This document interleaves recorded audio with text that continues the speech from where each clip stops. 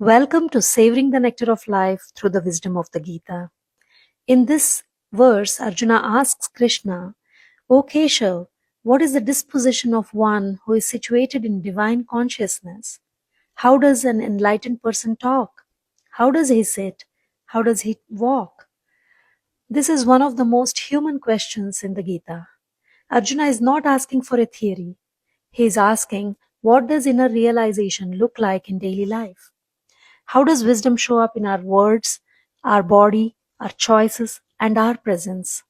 Sri Sridhar Swamy explains that Arjuna wants to understand the signs of one whose intelligence is steady in spiritual awareness.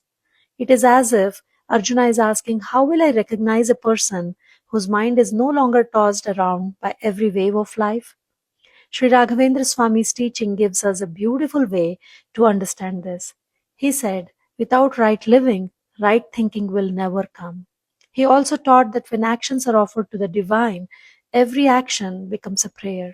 The sthita-prajna, the person of steady wisdom, does not separate spirituality from life. Their speech becomes a prayer. Their work becomes worship. Their walking through the world becomes a quiet expression of inner steadiness. A powerful modern example is Viktor Frankl, the Austrian psychiatrist and Holocaust survivor. In the concentration camps, he lost nearly everything externally. Yet, he discovered that human beings still carry an inner freedom, the ability to choose one's response. Later, through logotherapy, he taught that meaning is central to mental health and well-being. Frankl's life reflects the question of this verse: how does one speak when surrounded by suffering? How does one sit with pain without becoming only pain? How does one walk forward when life has taken away almost everything?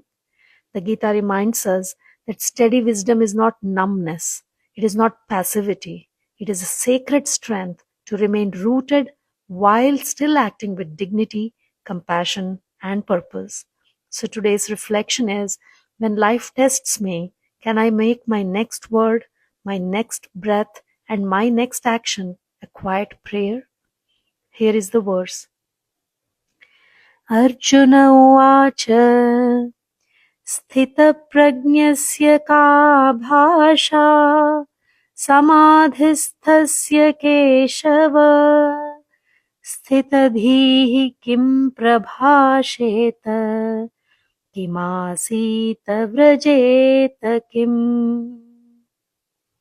I hope you liked the meaning and interpretation of this verse. Thank you for listening. Namaste.